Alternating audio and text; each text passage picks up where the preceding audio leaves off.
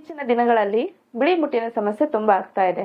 ಈ ಬಿಳಿ ಮುಟ್ಟಿನ ಸಮಸ್ಯೆ ನೈಸರ್ಗಿಕ ಗರ್ಭಧಾರಣೆಗೆ ತೊಂದರೆ ಕೊಡುತ್ತಾ ಅನ್ನುವಂತಹ ಪ್ರಶ್ನೆ ನಿಮ್ಮ ಮನಸ್ಸಲ್ಲಿ ಏನಾದರೂ ಇದ್ರೆ ಈ ವಿಡಿಯೋನ ಎಂಡ್ ವರೆಗೂ ನೋಡೋದನ್ನ ಮರಿಬೇಡಿ.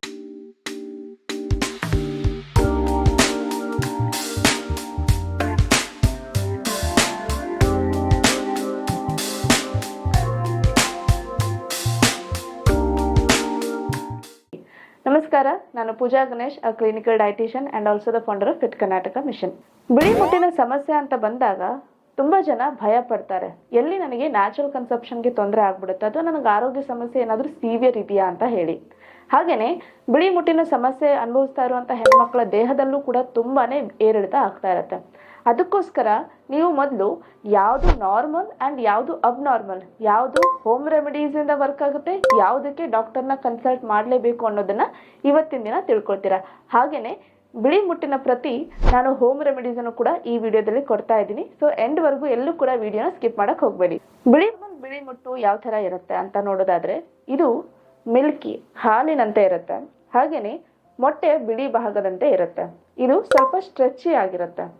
ಇದು ತಿಂಗಳೆಲ್ಲ ನಿಮಗೆ ಕಾಣಿಸ್ಕೊಳ್ಳೋದಿಲ್ಲ. ಇದು ಹೆಚ್ಚಾಗಿ ಕಾಣಿಸ್ಕೊಳ್ಳೋದು ನಿಮ್ಮ ಮುಟ್ಟು ಬಂದ 13ರಿಂದ 17 ದಿನಗಳ ಮಧ್ಯೆ ಕಾಣಿಸ್ಕೊಳ್ಳುತ್ತೆ.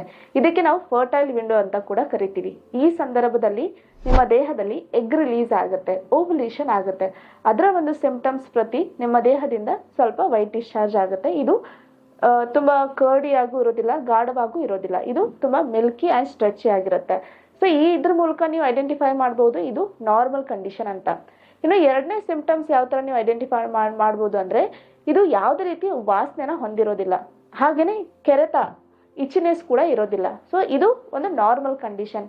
ಇದು ಹೆಚ್ಚಾಗಿ ಹೆಣ್ಮಕ್ಳು ಎಂಟೈರ್ ಒಂದು ತಿಂಗಳಲ್ಲಿ 3ರಿಂದ 4 ದಿನಗಳ ಒಳಗಡೆನೆ ಈ ಒಂದು ಫೇಸನ್ನು ಅನುಭವಿಸ್ತಾರೆ.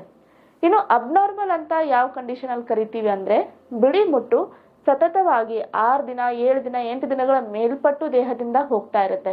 ಇದು ಮೊಸರಿನಂತೆ ಇರುತ್ತೆ, ಗಾಢವಾಗಿರುತ್ತೆ. ಹಾಗೆಯೇ ಸ್ಮೆಲ್ ಕೂಡ ಬರ್ತಾ ಇರುತ್ತೆ. ಕೆಲವೊಂದು ಸರಿ ಕಲರ್ ಕೂಡ ಚೇಂಜ್ ಆಗುತ್ತೆ. ಬೂದು ಬಣ್ಣ, ಕೆಂದು ಬಣ್ಣ, ಹಳದಿ ಬಣ್ಣ, ಹಾಗೆಯೇ ಹಸಿರು ಬಣ್ಣಕ್ಕೂ ಕೂಡ ಇದು ಕನ್ವರ್ಟ್ ಆಗ್ಬೋದು. ಇದು ಏನು ಪ್ರೆಸೆಂಟ್ ಮಾಡುತ್ತೆ ಅಂದರೆ, ನಿಮ್ಮ ವೆಜೈನಲ್ ಏರಿಯಾದಲ್ಲಿ ಇನ್ಫೆಕ್ಷನ್ ಆಗಿದೆ. ವೆಜೈನಲ್ ಇನ್ಫೆಕ್ಷನ್, ಈಸ್ಟ್ ಇನ್ಫೆಕ್ಷನ್ ಅಂತ ಕೂಡ ಇದಕ್ಕೆ ನಾವು ಕರಿತೀವಿ. ಇದು ಆಕ್ಚುಲಿ ನೀವು ಡಾಕ್ಟರ್ ಕನ್ಸಲ್ಟೇಷನ್ ತಗೊಂಡು ಕಡಿಮೆ ಮಾಡ್ಕೊಳ್ಳೋದು ಇಲ್ಲಿ ತುಂಬಾ ಇಂಪಾರ್ಟೆಂಟ್ ಆಗಿರುತ್ತೆ. ಯಾಕಂದ್ರೆ ಇದು ಇನ್ಫ್ಲಮೇಷನ್ ಅನ್ನ ರೀಪ್ರೆಸೆಂಟ್ ಮಾಡ್ತಾ ಇರುತ್ತೆ, ಇನ್ಫೆಕ್ಷನ್ ಅನ್ನ ರೀಪ್ರೆಸೆಂಟ್ ಮಾಡ್ತಾ ಇದೆ. ಇನ್ನು ಇದು ಸಿವಿಯರ್ ಕಂಡೀಷನ್ ಆಗಿದೆ, ತುಂಬಾ ಕೆರೆತ ಇದೆ, ಯೂರಿನ್ ಪಾಸ್ ಮಾಡುವಾಗ ಇಚಿನೆಸ್ ಆಗ್ತಾ ಇದೆ, ಈ ತರದ ಸಿವಿಯರ್ ಕಂಡೀಷನ್ ಇದೆ ಅಂತ ಅಂದ್ರೆ ಡಯಟರಿ ಗೈಡ್ಲೈನ್ಸ್ ಅನ್ನು ಕೂಡ ನೀವು ಫಾಲೋ ಮಾಡೋದು ಅಷ್ಟೇ ಇಂಪಾರ್ಟೆಂಟ್ ಆಗಿರುತ್ತೆ. ಮುಟ್ಟಿನ ಸಮಸ್ಯೆ ನೈಸರ್ಗಿಕ ಗರ್ಭಧಾರಣೆಗೆ ತೊಂದರೆ ಕೊಡುತ್ತಾ ಅಂತ ಕೇಳೋದಾದ್ರೆ, ಎಸ್, ಕೆಲವೊಂದು ಕ್ರೈಟೀರಿಯಾಗಳಲ್ಲಿ ಇದು ಇಂಡೈರೆಕ್ಟ್ಲಿ ನಿಮಗೆ ನೈಸರ್ಗಿಕವಾಗಿ ಗರ್ಭ ಧರಿಸೋದಕ್ಕೆ ತೊಂದರೆ ಕೊಡ್ತಾ ಇರುತ್ತೆ. ಈಗ ನಾರ್ಮಲ್ ಕಂಡೀಷನ್ ಅಂತ ನೋಡೋದಾದ್ರೆ, ನಾರ್ಮಲ್ ಕಂಡೀಷನ್ ಅಂತ ಅಂದ್ರೆ ಓವ್ಯುಲೇಷನ್ ಟೈಮಲ್ಲಿ ನಿಮಗೆ ಬಿಡುಗಡೆ ಆಗ್ತಾ ಇದೆ ಬಿಳಿ ಮುಟ್ಟು ಅಂತ ಅಂದ್ರೆ, ಇದು ಒಂದು ಸಕ್ಸಸ್ ರೇಟ್ ಅನ್ನ ತೋರಿಸುತ್ತೆ. ಅಂದ್ರೆ ನಿಮ್ಮ ದೇಹದಲ್ಲಿ ಎಗ್ ರಿಲೀಸ್ ಆಗ್ತಾ ಇದೆ ಅಂತ ಹೇಳ್ತಾ ಇದೆ ಬಾಡಿ. ಸೊ ಪೀರಿಯಡ್ ಆದ ಒಂದು ಕರೆಕ್ಟ್ ಆಗಿ ಒಂದು 12 ದಿನಗಳ ಮೇಲ್ಪಟ್ಟು 12 ದಿನದಿಂದ 17 ದಿನಗಳ ಒಳಗಡೆ ಏನಿರುತ್ತೆ, ಇದು ಹೆಚ್ಚಾಗಿ ಫರ್ಟೈಲ್ ವಿಂಡೋ ಇರುತ್ತೆ. ಇಲ್ಲಿ ಅಲ್ಟರ್ನೇಟಿವ್ ಡೇಸ್ ಅಲ್ಲಿ ನೀವು ಸಂಭೋಗ ಮಾಡಿದಾಗ, ಇಂಟರ್ಕೋರ್ಸ್ ಮಾಡಿದಾಗ ಇಲ್ಲಿ ಏನಾಗುತ್ತೆ, ಎಗ್ಗು ಮತ್ತೆ ಸ್ಪರ್ಮ್ ಮೀಟಪ್ ಆಗ್ಲಿಕ್ಕೆ ಅನುಕೂಲ ಆಗುತ್ತೆ. ಯಾಕಂದ್ರೆ ಎಗ್ ರಿಲೀಸ್ ಆಗಿರುತ್ತೆ. ಅಂಡ್ ಈ ಸಂದರ್ಭದಲ್ಲಿ ಬಿಡುಗಡೆ ಆಗುವಂತಹ ಬಿಳಿ ಮುಟ್ಟು ಫರ್ಟಿಲಿಟಿನ ಶೋ ಮಾಡುತ್ತೆ. ಇನ್ನು ಅಬ್ನಾರ್ಮಲ್ ಕಂಡೀಷನ್ ಹೇಗೆ ನಿಮಗೆ ನೈಸರ್ಗಿಕ ಗರ್ಭಧಾರಣೆಗೆ ಉಲ್ಟಾ ರಿವರ್ಸ್ ಎಫೆಕ್ಟ್ ಆಗುತ್ತೆ ಅಂತಂದ್ರೆ, ಇದು ನಮ್ಮ ವೆಜೈನಲ್ ಏರಿಯಾ. ಇಲ್ಲಿ ಏನಾಗಿರುತ್ತೆ, ಈಸ್ಟ್ ಇನ್ಫೆಕ್ಷನ್ ಅಥವಾ ವೆಜೈನಲ್ ಇನ್ಫೆಕ್ಷನ್ ಆಗಿರೋದ್ರಿಂದ ಬಿಳಿ ಮುಟ್ಟು ಆಗ್ತಾ ಇರುತ್ತೆ. ಸೊ ಈಗ ಇಲ್ಲಿಂದ ಸ್ಪರ್ಮ್ ಪಾಸ್ ಆಗಬೇಕು, ರೈಟ್? ಸ್ಪರ್ಮ್ಗೆ ಹೋಗ್ಲಿಕ್ಕೆ ಅಲ್ಲಿ ಅಲ್ಕಲೈನ್ ನೇಚರ್ ಇರೋದು ತುಂಬಾ ಇಂಪಾರ್ಟೆಂಟ್. ಬಟ್ ಈ ಈಸ್ಟ್ ಇನ್ಫೆಕ್ಷನ್ ಆದಾಗ ಅಥವಾ ವೆಜೈನಲ್ ಇನ್ಫೆಕ್ಷನ್ ಆದಾಗ ಈ ಒಂದು ಏರಿಯಾದಲ್ಲಿ ಅಸಿಡಿಕ್ ನೇಚರ್ ಸ್ವಲ್ಪ ಜಾಸ್ತಿ ಇರುತ್ತೆ. ಇದು ಏನ್ ಮಾಡುತ್ತೆ, ಸ್ಪರ್ಮ್ ಒಳಗಡೆ ಹೋಗದಂತೆ ನೋಡ್ಕೊಳ್ಳುತ್ತೆ. ಸೊ ಸ್ಪರ್ಮ್ ಒಳಗಡೆ ಹೋಗ್ಲಿಲ್ಲ ಅಂದ್ರೆ ಎಗ್ ನ ಮೀಟಪ್ ಆಗ್ಲಿಕ್ಕೆ ಸಾಧ್ಯ ಇಲ್ಲ. So that is the reason East infection, vaginal infection, ಹಾಗೇನೆ ಯೂಟ್ರಸ್ಗೆ ರಿಲೇಟೆಡ್ ಆದಂತಹ ಇನ್ಫೆಕ್ಷನ್ಸ್ ಇದ್ದಾಗ ಇನ್ಫೆಕ್ಷನ್ ಅನ್ನ ಕಡಿಮೆ ಮಾಡಿಕೊಂಡು ದೇಹದಲ್ಲಿ ಡೆವಲಪ್ ಆದಂತಹ ಇನ್ಫ್ಲಮೇಷನ್ ಕಡಿಮೆ ಮಾಡ್ಕೊಳ್ಳೋದು ಇಲ್ಲಿ ತುಂಬಾ ಇಂಪಾರ್ಟೆಂಟ್ ಆಗಿರುತ್ತೆ. ಅಬ್ನಾರ್ಮಲ್ ಬಿಳಿ ಮುಟ್ಟು ದೇಹದಲ್ಲಿ ಡೆವಲಪ್ ಆಗ್ಲಿಕ್ಕೆ ಕಾರಣ ಅಂತ ನೋಡೋದಾಗಿದ್ರೆ, ಇಲ್ಲಿ ನಿಮ್ಮ ಜೀವನ ಶೈಲಿ ತುಂಬಾ ಮೇಜರ್ ರೋಲ್ ಪ್ಲೇ ಮಾಡುತ್ತೆ. ನೀವು ಎಷ್ಟೇ ಮಾತ್ರೆಗಳನ್ನ ತಗೊಳ್ತಾ ಇದ್ದೀರಾ, ಎಷ್ಟೇ ವೆಜಾನಲ್ ವಾಷಸನ್ನು ಚೇಂಜ್ ಮಾಡ್ತಾ ಇದ್ದೀರಾ, ಎರಡೂ ಕೂಡ ನಿಮಗೆ ಎಫೆಕ್ಟಿವ್ ಆಗಿರೋದಿಲ್ಲ. ಯಾಕಂದರೆ ಇಂಟರ್ನಲ್ ಇನ್ಫ್ಲಮೇಷನ್ ಇಲ್ಲಿ ಡೆವಲಪ್ ಆಗಿರುತ್ತೆ. ವೆಜಾನಲ್ ಇನ್ಫೆಕ್ಷನ್, ಈಸ್ಟ್ ಇನ್ಫೆಕ್ಷನ್ ಏನು ತೋರಿಸ್ತಾ ಇದೆ? ಇನ್ಫೆಕ್ಷನ್ನ ತೋರಿಸ್ತಾ ಇದೆ. ಈ ಇನ್ಫೆಕ್ಷನ್ ಹೆಚ್ಚಾಗಬೇಕು ಅಂದರೆ ದೇಹದಲ್ಲಿ ಇನ್ಫ್ಲಮೇಷನ್ ಕೂಡ ಹೆಚ್ಚಾಗುತ್ತೆ. ಸೊ ನೀವು ಮಾಡ್ತಾ ಇರುವಂಥ ಆಕ್ಟಿವಿಟೀಸ್ ಇನ್ಫ್ಲಮೇಷನ್ನ ಜಾಸ್ತಿ ಮಾಡ್ತಾ ಇದೆ ಅಂತ ನೀವು ಐಡೆಂಟಿಫೈ ಮಾಡಬೇಕು. ಸೊ ಏನು ಮಿಸ್ಟೇಕ್ಸನ್ನು ನೀವು ಮಾಡ್ತಾ ಇರ್ತೀರಾ ಅಂದರೆ ಸೆಡೆಂಟರಿ ಲೈಫ್ ಸ್ಟೈಲನ್ನು ಲೀಡ್ ಮಾಡ್ತಾ ಇರ್ತೀರಾ. ಯಾವುದೇ ರೀತಿ ವ್ಯಾಯಾಮ ಇಲ್ಲದೆ ಇರುವಂಥದ್ದು, ಅಥವಾ ಅತಿಯಾಗಿ ವ್ಯಾಯಾಮವನ್ನು ಮಾಡೋದು, ತುಂಬ ಕಡಿಮೆ ಆಹಾರವನ್ನು ಸೇವನೆ ಮಾಡುವಂಥದ್ದು, ಅಥವಾ ಹೊರಗಡೆ ಜಂಕ್ಸ್ ಫುಡ್ ತಿನ್ನುವಂಥದ್ದು, ಸಕ್ಕರೆ ಆಹಾರವನ್ನು ಜಾಸ್ತಿ ತಿನ್ನುವಂಥದ್ದು, ಕರೆದಿರುವ ಆಹಾರವನ್ನು ಜಾಸ್ತಿ ತಿನ್ನುವಂಥದ್ದು, ಅಥವಾ ಟೀ ಕಾಫಿ ಅತಿಯಾಗಿ 2-3 ಸಾರಿಗಿಂತ ಜಾಸ್ತಿ ನೀವು ಸೇವನೆ ಮಾಡೋದು, ಇದೆಲ್ಲ ಏನು ಮಾಡುತ್ತೆ? ದೇಹದಲ್ಲಿ ಟಾಕ್ಸಿನ್ ಡೆವಲಪ್ ಮಾಡುತ್ತೆ, ಇನ್ಫ್ಲಮೇಷನ್ ಅಕ್ಯುಮುಲೇಷನ್ ಆಗೋ ಥರ ಮಾಡುತ್ತೆ. ಈಗ ದೇಹದಲ್ಲಿ ಇನ್ಫ್ಲಮೇಷನ್ ಹೆಚ್ಚಾಯಿತು ಅಂದರೆ ಒಂದಲ್ಲ ಒಂದು ರೂಪದಿಂದ ಅದು ಹೊರಗಡೆ ಬರಲೇಬೇಕು. ಸೊ ಕೆಲವೊಂದು ಹೆಣ್ಮಕ್ಳಿಗೆ ಜೆನೆಟಿಕಲಿ ಏನಾಗಿರುತ್ತೆ, ವಜಾನಲ್ ಇನ್ಫೆಕ್ಷನ್ ಆಗಿದ್ದಲ್ಲಿ ಅದು ಟ್ರಿಗರ್ ಆಗುವಂಥ ಸಾಧ್ಯತೆ ಇರುತ್ತೆ. ಸೊ ಈಗ ಬನ್ನಿ ನೋಡೋಣ ಯಾವ ರೀತಿ ನಾವು ಮನೆ ಆಹಾರದ ಮೂಲಕ ಇನ್ಫೆಕ್ಷನ್ ಆಗಿರ್ಬೋದು, ಇನ್ಫ್ಲಮೇಷನ್ ಆಗಿರ್ಬೋದು, ದೇಹದಲ್ಲಿರುವಂತಹ ಟಾಕ್ಸಿಕ್ ಮಟ್ಟವನ್ನು ಹೇಗೆ ಕಡಿಮೆ ಮಾಡಬೇಕು ಅಂತ ತಿಳಿಯೋಣ. ವೆಜಾನಲ್ ಇನ್ಫೆಕ್ಷನ್, ಈಸ್ಟ್ ಇನ್ಫೆಕ್ಷನ್ ಜಾಸ್ತಿ ಆದಾಗ ದೇಹದಲ್ಲಿ ಬಿಳಿ ಮುಟ್ಟಿನ ಸಮಸ್ಯೆ ಕಾಣಿಸ್ಕೊಳ್ಳುತ್ತೆ. ಸೊ ಇದಕ್ಕೆ ಇಂಡೈರೆಕ್ಟ್ ಕಾರಣ ಅಂತ ನೋಡಿದಾಗ ದೇಹದಲ್ಲಿ ಇನ್ಫ್ಲಮೇಷನ್ ಮಟ್ಟ ಹೆಚ್ಚಾಗಿರೋದು ಅಂತ ನಾನು ಆಗಲೇ ಹೇಳಿದೆ. ಸೊ ಈಗ ನಾವೇನು ಮಾಡಬೇಕು? ಇನ್ಫ್ಲಮೇಷನನ್ನು ಕಡಿಮೆ ಮಾಡಬೇಕು. ಅದರಲ್ಲಿ ಮೇಜರ್ ರೋಲ್ ಪ್ಲೇ ಮಾಡೋದು ಪ್ರೋಬಯೋಟಿಕ್. ಸೊ ನೀವೇನು ಮಾಡಬೇಕು? ವಾರದಲ್ಲಿ 3-4 ದಿನ 1 ಕಪ್ ಮೊಸರನ್ನ ಸೇವನೆ ಮಾಡಿ.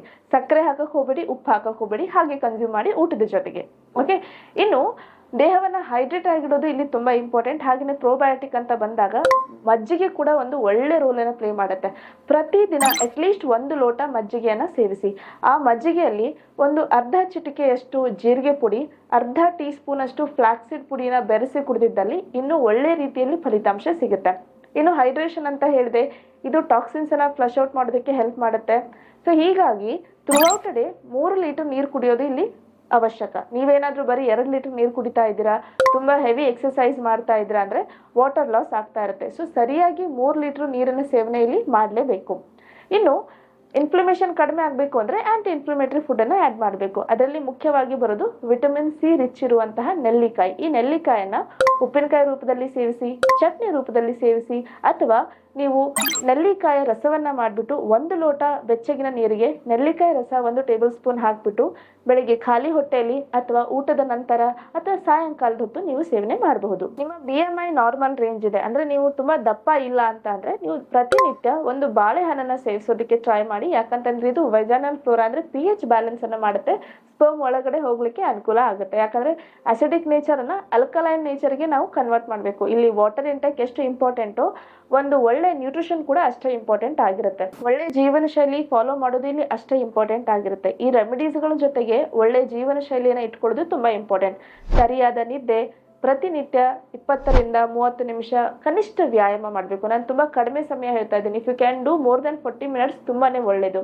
ಹಾಗೆಯೇ ಒತ್ತಡದಿಂದ ಒಂದು ವಾತಾವರಣ ಇದ್ದರೆ ಅಲ್ಲಿಂದ ಸ್ವಲ್ಪ ಹೊರಗಡೆ ಬನ್ನಿ. ಯಾಕಂತಂದರೆ ಒತ್ತಡ ಕೂಡ ಇನ್ಫ್ಲಮೇಷನ್ನ ಇಂಡೈರೆಕ್ಟ್ಲಿ ದೇಹದಲ್ಲಿ ಹೆಚ್ಚು ಮಾಡ್ತಾ ಇರುತ್ತೆ. ನೀವು ಒಂದು ಕಡೆಯಿಂದ ಮಾತ್ರ ತಗೊಳ್ತಾ ಇದ್ರೆ ಅದರ ಒತ್ತಡ ಕೂಡ ಅಷ್ಟೇ ಹೆಚ್ಚಾಗಿ ತಗೋತಾ ಇದ್ರೆ ಅಂದರೆ ಅದು ನೇರವಾಗಿ ನಿಮ್ಮ ಫರ್ಟಿಲಿಟಿ ಮೇಲೆ ತೊಂದರೆ ಕೊಡುತ್ತೆ. ಹಾಗೆಯೇ ಜಂಕ್ ಫುಡ್ಸು, ಪ್ಯಾಕೆಟ್ ಫುಡ್ಸು, ಹೊರಗಡೆ ಕರೆದಿರುವಂಥ ಆಹಾರಗಳನ್ನ ಕಡಿಮೆ ಮಾಡಿಬಿಟ್ಟು ಅಚ್ಚುಕಟ್ಟಾಗಿ ಮನೆ ಊಟ ಹಾಗೆಯೇ ನಾನು ಹೇಳಿರೋ ರೆಮಿಡೀಸ್ಗಳನ್ನ ಆ್ಯಡ್ ಮಾಡ್ಕೊಳ್ಳಿ. ಖಂಡಿತ you will find the difference. ಬೆಳಿಗ್ಗೆ ಖಾಲಿ ಹೊಟ್ಟೆಯಲ್ಲಿ ಈ ಒಂದು ಪಾನೀಯವನ್ನು ಟ್ರೈ ಮಾಡಲೇಬೇಕು. ನೀವೇನು ಮಾಡಬೇಕು? ರಾತ್ರಿ ಮಲಗುವಾಗ 1 ಲೋಟ ನೀರಿಗೆ ಅರ್ಧ ಟೀ ಸ್ಪೂನ್ ಮೆಂತೆಕಾಳು, ಅರ್ಧ ಟೀ ಸ್ಪೂನ್ ಕೊತ್ತಂಬರಿ ಕಾಳನ್ನು ಹಾಕಬೇಕು. ಬೆಳಿಗ್ಗೆ ಎದ್ದ ತಕ್ಷಣ ಈ ಒಂದು ನೀರನ್ನು ಕುದಿಸಕ್ಕೆ ಹೋಗಬೇಡಿ, ಹಾಗೆ ಮಿಕ್ಸ್ ಮಾಡಿಬಿಟ್ಟು ನೀರನ್ನು ಮಾತ್ರ ಕುಡಿಬೋದು. ಇಫ್ ಯು ಕ್ಯಾನ್ ಚೀವ್ ಅಂದರೆ ಆ ಒಂದು ಮೆಂತೆಕಾಳು ಕೊತ್ತಂಬರಿ ಕಾಳನ್ನ ಚೀವ್ ಮಾಡೋದಕ್ಕೆ ಆಗುತ್ತೆ, ನಿಮಗೆ ಇಷ್ಟ ಆಗುತ್ತೆ ಅಂದರೆ ಮಾಡಿ, ಇಲ್ಲಾಂದರೆ ಜಸ್ಟ್ ವಾಟರ್ ಇಂಟೇಕ್ ಮಾಡಿ. ಇದು ಯಾವ ಥರ ಹೆಲ್ಪ್ ಮಾಡುತ್ತೆ ಅಂತ ಅಂದರೆ ನಿಮಗೆ ಇದು ಒಂದು ಹಾರ್ಮೋನ್ ಇಂಬ್ಯಾಲೆನ್ಸನ್ನು ಕಂಟ್ರೋಲಿಗೆ ತೊಗೊಂಡು ಬರುತ್ತೆ. ಎರಡನೇದು ಇದು ನ್ಯಾಚುರಲ್ ಆಸ್ಟ್ರಿಂಜೆಂಟ್ ಥರ ಕೆಲಸ ಮಾಡುತ್ತೆ, ಅಂದರೆ ಇನ್ಫ್ಲಮೇಷನಿಂದ ಫೈಟ್ ಮಾಡಲಿಕ್ಕೆ ಅನುಕೂಲ ಆಗುತ್ತೆ. ಇದು ಮಾರ್ನಿಂಗ್ ಡ್ರಿಂಕ್ ಆಗಿರಲಿ. ಇನ್ನು ರಾತ್ರಿ ಮಲಗುವಾಗ ನೀವೇನು ಮಾಡಬೇಕು? 1 ಲೋಟ ಬೆಚ್ಚಗಿನ ಹಾಲಿಗೆ ಚಿಟಿಕೆ ಅರಿಶಿನ ಹಾಗೆಯೇ ಒಂದು ಅರ್ಧ ಟೀ ಸ್ಪೂನ್ ಅಷ್ಟು ಅಶ್ವಗಂಧ ಪೌಡರ್ ಹಾಗೆಯೇ ತ್ರಿಫಲಾ ಪೌಡರ್ ಅನ್ನ ಹಾಕಿ ಬೆರೆಸ್ಬಿಟ್ಟು 7 ದಿನದವರೆಗೂ ಮಾತ್ರ ತೆಗೆದುಕೊಳ್ಬೇಕು. ಇದು ಏನ್ ಮಾಡುತ್ತೆ, ದೇಹದಲ್ಲಿರುವಂತಹ ಇನ್ಫ್ಲಮೇಷನ್ ಹೊರಗಡೆ ಹೋಗ್ಲಿಕ್ಕೆ ಅನುಕೂಲ ಆಗುತ್ತೆ. ಈ ರೆಮಿಡೀಸ್ಗಳನ್ನ ನನ್ನ ಕ್ಲೈಂಟ್ಸ್ಗಳು ಆಲ್ರೆಡಿ ಟ್ರೈ ಮಾಡಿದ್ದಾರೆ. ಇಷ್ಟೊತ್ತು ಏನ್ ಹೇಳಿದೆ ನೀವು ಕೂಡ ಟ್ರೈ ಮಾಡಿ. 7ರಿಂದ 8 ದಿನಗಳ ಒಳಗಡೆ ಅಬ್ನಾರ್ಮಲ್ ಡಿಸ್ಚಾರ್ಜ್ ಏನಿದೆ ಅದು ಕಂಟ್ರೋಲಿಗೆ ಬರುತ್ತೆ. ನಾರ್ಮಲಿ ಆಗೋದು ಒಳ್ಳೇದೇ, ಯಾಕಂದ್ರೆ ಇದು ಫರ್ಟಿಲಿಟಿನ ಇಂಪ್ರೂವೈಸ್ ಮಾಡುತ್ತೆ. ಬಟ್ ಅಬ್ನಾರ್ಮಲ್ ಆಗೋದು ಒಳ್ಳೇದಿಲ್ಲ. 7ರಿಂದ 8 ದಿನದವರೆಗೂ ನೀವು ಇದನ್ನ ಟ್ರೈ ಮಾಡಿ. ನಾರ್ಮಲ್ ಲೆವೆಲಲ್ಲಿ ಏನಾದರೂ ಇನ್ಫ್ಲಮೇಷನ್ ಡೆವಲಪ್ ಆಗಿದೆ ಅಂತ ಅಂದರೆ ಅದು ಕಂಟ್ರೋಲಿಗೆ ಬರುತ್ತೆ. ಆ್ಯಂಡ್ ನಿಮ್ಮ ಒಂದು ವೈಟ್ ಡಿಸ್ಚಾರ್ಜ್ ಏನಿದೆ ಅದು ನಾರ್ಮಲ್ ಎಲ್ಲ ಹೆಣ್ಮಕ್ಳದ್ದು ಹೇಗೆ ಆಗ್ತಾ ಇರುತ್ತೆ ಹಾಗಾಗುತ್ತೆ. ಒಂದು ವೇಳೆ 8 ದಿನಗಳ ಮೇಲ್ಪಟ್ಟು ಈ ರೆಮಿಡೀಸ್ಗಳನ್ನ ಟ್ರೈ ಮಾಡಿದ ಮೇಲೂ ಕಂಟ್ರೋಲಿಗೆ ಬರ್ತಾ ಇಲ್ಲ ಅಂದರೆ ದಯವಿಟ್ಟು ಡಾಕ್ಟರ್ನ ಕನ್ಸಲ್ಟ್ ಮಾಡಿ. ಯಾಕಂದರೆ ಇನ್ಫೆಕ್ಷನ್ ತುಂಬ ಸಿವಿಯರ್ ಆಗಿದೆ ಅಂತ ಬಾಡಿ ಸಿಂಪ್ಟಮನ್ನು ಕೊಡ್ತಾ ಇದೆ. ಆ್ಯಂಡ್ ಈ ಸಿಂಪ್ಟಮ್ಸನ್ನು ಯಾವತ್ತೂ ಕೂಡ ಇಗ್ನೋರ್ ಮಾಡಬಾರ್ದು. ಯಾಕಂತಂದರೆ ಇದು ಅಗೇನ್ ನಿಮಗೆ ನೇರವಾಗಿ ನೈಸರ್ಗಿಕ ಗರ್ಭಧಾರಣೆಗೆ ತೊಂದರೆ ಕೊಡುತ್ತೆ.